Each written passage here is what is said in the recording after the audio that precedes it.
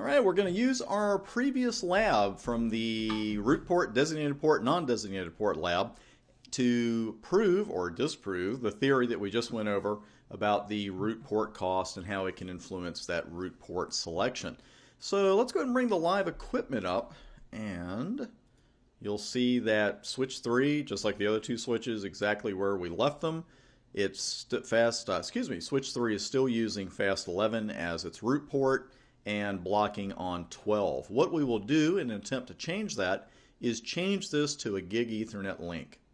And we'll do that on port 12 on both sides and see what happens, because I want to show you two different ways to change the port cost, because obviously I have no magic powers. I can't turn that fast Ethernet port into a gig Ethernet port, but what I can do is change the speed, the STP cost of the port, which is speed related. So on O12, I'm going to show you two different ways to do this, and this is the one that people tend to use because they're using iOS help and it's right in front of you. Here's spanning, short for spanning tree, of course, and then we've got cost, change in interfaces, spanning tree, port path cost. Well, that sounds exactly like what we're trying to do, and I'm going to change it to 4 to match a gig Ethernet's speed, and it is a Saturnalia miracle, my friends. There are no choices, so let's just go with that, and we will verify, which shows spanning VLAN 1.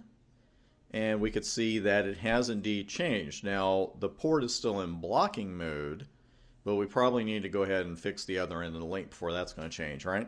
So what I've done here with the spanning cost 4 command, watch the selection of words here, their choice of words, because with this one, it's change in interfaces, spanning tree, port path cost.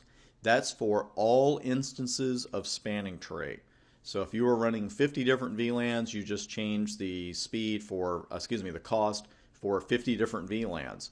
And as we'll see in another lab later in this section, maybe you don't want to do it quite at that level. Maybe you want to say, I want the cost to change, but only for a certain VLAN.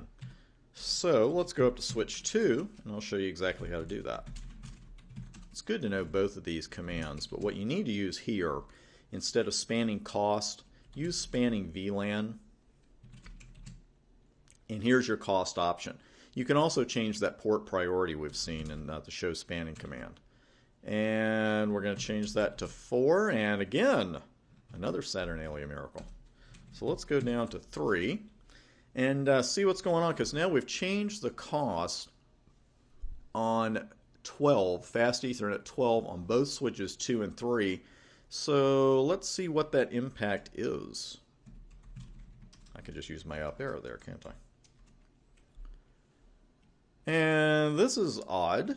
You know, here's the cost of 4. We're still blocking. Let me go back up to 2. I should have verified this, of course. Run show spanning VLAN 1. And it changed successfully. So what's going on there? We need some kind of reset or something? That's kind of weird.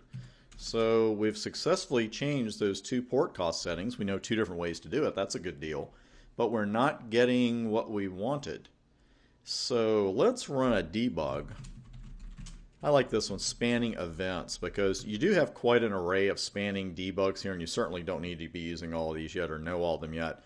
But boy, if you do something like general or something like that, your screen's just going to be flooded with information. So we need to keep it down a little bit. Let's go with debug spanning events. And we're not going to get anything right now because we don't have any events to debug. No ports are changing. But let me show you what happens when a port starts coming out of blocking mode. And I'm going to do that by shutting this switch's root port. And now all of a sudden, you know, the root port changes. I'll come back through this once it stops flowing. But here's a root port, and we've gone to listening. Are we still in listening mode? There's the LIS for listening. We talked about that in those modes. And now you can see it's gone to learning. So that sounds like a good thing. And we'll see what happens here if we hang around another 15, 20 seconds or so. And there we go, and now we're in forwarding, and you can see the line protocol has come up on the management interface on VLAN 1. So We saw some interesting stuff there, but again, we didn't really want to force it to use the other path to get to switch 1 by shutting fast 11 down. We wanted to change the cost. But did you notice something here? Look at this. VLAN 1 new root port fast 012 cost 23. Why is the cost 23 if we changed that link? Well, let's go back through this. We started with all ports at 19. We changed both of these to 4. Everything else is still at 19. We know that switch 1 is still the root.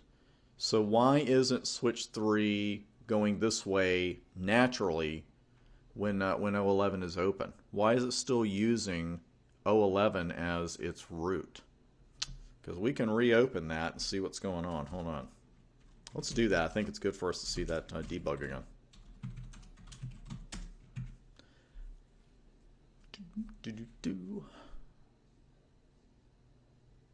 And now we've already got set port ID, STP, new root port 011 costs 19.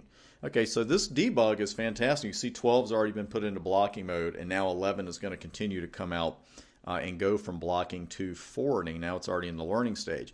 So we've seen a lot of great stuff here, but now we need the answer to the question, why is 011 still the root? Where did that cost of 23 come from if we change the port cost on switch 2 and switch 3? You know, what happened there? Well, what happened there, and if this is the first time you watch the video and you got it already, I'm really impressed. Remember when I said that the BPDU cost, you know, that path cost is 0, and it increments as it enters the port? Well, what we did on switch 2 is change the cost on the wrong port. Because when switch 1 is sending its BPDU this way, and it enters that port, it's entering a port that still has a cost of 19. So the path cost right there goes to 19. Then it gets forwarded down this way. Switch 3 gets it on a port that we changed the cost to 4 on. 19 plus 4, 23. That's where it got that port cost of 23 that we saw in the debug. So the reason we didn't get what we wanted is that we changed the speed on the port on switch 2 that the BPDU is leaving. It doesn't increment when it's leaving. It increments as it comes in. Ah, gotcha. So let's see. Let's go up to port 11, switch 2, and we're going to switch 12 back here first off. And we'll just put a no right in front of that.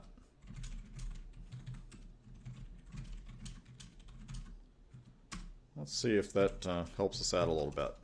And you can see already, wow, look how fast that changed. It changed before we could get there. Because you see now the cost is 8.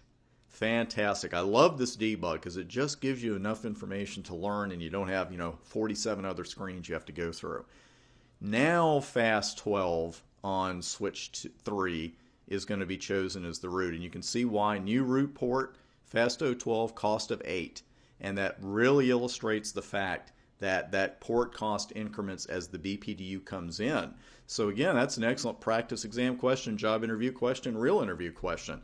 You could be asked, okay, what ports are you going to change the speed on for this port to suddenly go this way and take this and make 12 the root port, even though it's a physically longer path? Well, when we changed the correct cost, we saw it go right over and the debug verifies it. And we'll run show spanning VLAN 1, and there's the verification right there. 12 is now the root. It's forwarding and has a cost of 4 because now it has a port cost of, an overall cost of 8 to get to the root that way, and 19 through the direct route, which is exactly what we saw in the theoretical discussion, but now you've seen it live as well, which is even better. Whew, a lot going on in that one. Again, let me run that show debug. A couple of debug tips here for you that I'll probably repeat throughout the course, but they are important. You can forget which debugs you're running, whether you're troubleshooting or in a lab environment, because you might be cutting stuff on, cutting stuff off, and then after a few minutes or a few hours, you're thinking, okay, I don't even remember what debugs I have running at this point. Just run show debug and it'll tell you. If you want to turn off your debugs individually, just put the word no in front of it. So if I put no debug spanning events right now, that would turn off that one debug. But if you want to turn them all off, which is what you always do when you're leaving a client site or even a lab, just hit undebug all and you'll get a little message that says all possible debugging has been turned off. Great lab work there. Let's take a little bit of a breather, head to the next video in a few minutes, and I'll see you there.